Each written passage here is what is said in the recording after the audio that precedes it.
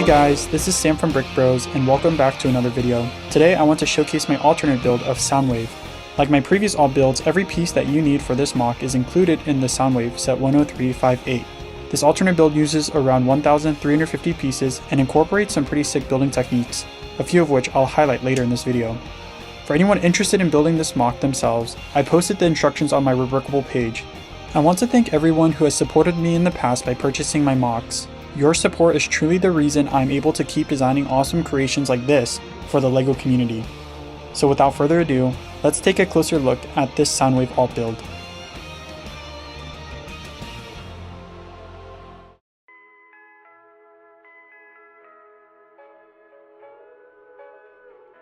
So here is my alternate build.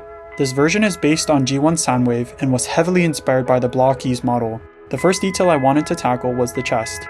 I really wanted to capture the slim, low-profile proportions of the Blokees model, which ended up using all of the 1x2 navy cheese slopes.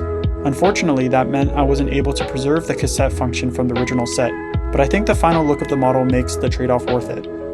I also wanted to incorporate the new 1x5x8 window panel with the printed Decepticon logo. So I made a miniature version of Ravage, and now they both sit on the chest of my alt build. The next step was designing the face. I wanted to match the same design language as my previous Optimus Prime and Bumblebee builds, and I'm pretty happy with how it turned out. If you take a look through the instructions, you'll notice that the face uses some pretty unconventional building techniques. The official set simply didn't include many useful parts for this shape, so I had to get a little creative to achieve this clean and simple looking design. Another design detail I want to highlight are the knees. In the model I was referencing, Soundwave has these distinct red kneecaps. However, I knew early on that this would be a challenge, since the LEGO set only comes with 12 different types of red pieces, and none of them seemed immediately useful for this detail. After some experimenting, I managed to build the knees using an upside down construction technique. I think they turned out pretty great, but if you want an even cleaner look, you can add a red 1x3 inverted tile to cover the anti-studs. Unlike my previous alt builds, this one uses a few of the included stickers. If you haven't built your Soundwave yet, I recommend not applying the play button sticker. It was designed to fit on a 1x4 tile, but here I'm using it on a 1x3 tile. By centering the sticker and trimming the excess with a precision knife, it fits really nicely. I also reused the red portion of the included arm stickers to recreate Soundwave's red wrist details by placing them on two 1x1 gray tiles.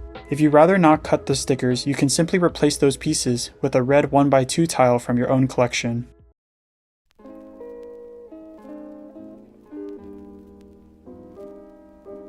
The articulation on my Soundwave is pretty similar to the original set. You get foot tilt, knee joint, and leg rotation. There are also waist flaps, waist rotation, shoulder joints, elbow joints, wrist joints, and head rotation. A common complaint with the LEGO set was that the wrists rotated too easily, causing the gun to sag. I added a bit of friction to my wrists so the gun should hold up pretty confidently. The shoulder turret can also move around quite a bit, and of course we still have the sound brick. I'm not great at making instructions on Studio, so I wanted to include a few of the trickier building steps in this video to make the process easier, while also showcasing some of my favorite techniques. First are the knees. Simply rest the red brick and modified plate inside the knee. Once you add the remaining assemblies and tiles, the kneecap becomes completely locked in place and won't come loose. To connect the hip, just align the axle and push the leg in. Once it is fitted, you can cover the sides using the waist flaps. Next is a really cool connection that I actually discovered by accident. Push these modified bar pieces together, roughly estimating the center, then connect the bar and clip assembly. The 1x3 round plate ends up fitting perfectly with the inverted bracket. I honestly don't know if this connection is officially legal, but it doesn't appear to stress any of the parts and it holds surprisingly well. I wasn't able to find the 1x5x8 window panel piece in Studio, so here's how to assemble that section. First, attach the transparent tile to the window panel. Next, place the cassette assembly inside the window. While holding everything together, insert the assembly into the body. It connects both through the window piece and on the attachment point in the back. For the back panel, you can probably tell I was running out of useful pieces, but I still wanted to hide as many random colors as possible. Rotate this plate 90 degrees, attach the assembly, and then swing this plate back into its final position. For the shoulder turret, attach the rotating assembly so that it is parallel to the dark gray bricks next to it. This allows the assembly to fit without any interference. Once attached, the turret is secured and can rotate freely.